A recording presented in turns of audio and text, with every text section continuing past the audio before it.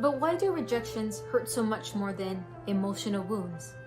The answer lies in our evolutionary past. Humans are social animals. Being rejected from our tribe or social group in our pre-civilized past would have meant losing access to food, protection, and mating partners, making it extremely difficult to survive. Being ostracized would have been akin to receiving a death sentence. Because the consequences of ostracism were so extreme, our brains developed an early warning system to alert us when we were at risk for being voted off the island by triggering sharp pain whenever we experienced even a hint of social rejection. What do we do about this? Hi, you are at Books with Monica. I'm Monica King from InnovatorsBox, and here I share some of my favorite books and read some of yours. Today, I want to talk about rejection. Ugh, not fun, but it's one of the things I appreciated how Dr. Guy Winch broke down for us at Emotional First Aid. That was part of the intro I read to you about why he talks about we need to be aware why rejection hurts us more than we think and what we can do about it. And what we can do about it as a company culture. Let me take a step back. One of the stories that he shared that I always often share in my presentations is this. Imagine you are participating in a science study. You have 3 strangers passing ball, and suddenly one of the persons stops passing the ball to you. How would you feel? Probably not good, right? You might be like, okay, this is just a test, and there's a stranger, it's not a big deal, but not a fun feeling either. Turns out, in his studies, that's a pretty deep wound. So, if something like that is a deep wound, how are we navigating all these difficult conversations and difficult wounds that we carry every single day in life? We are literally a walking zombie without knowing how to heal.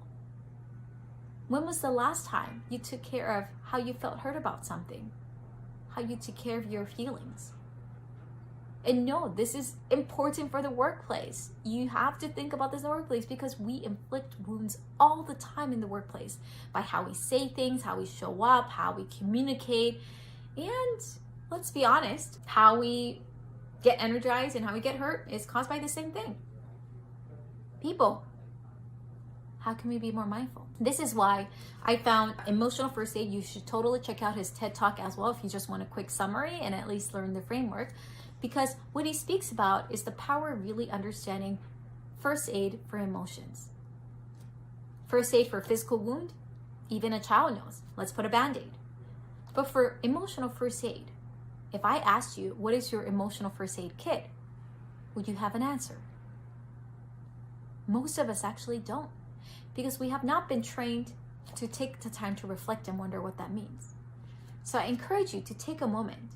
If rejection is that powerful, and he speaks about quite a bit in the other topics such as loneliness, loss, trauma, guilt, failure, rumination, low self-esteem, understanding how our psychology works and how to cure our personal psychological wounds is really, really powerful.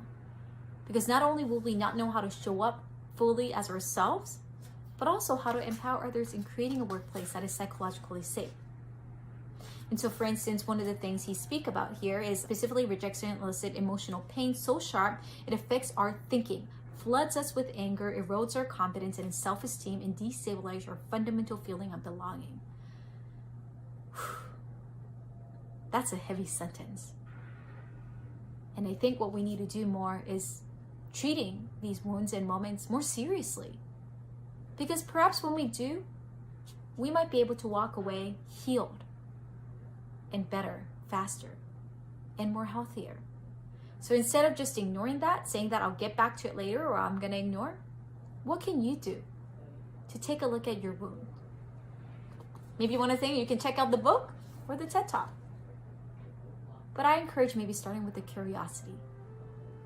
What's hurting you? What can you do about it? And as a leader, how can you create a space where others are not feeling well? I'll see you in the next one.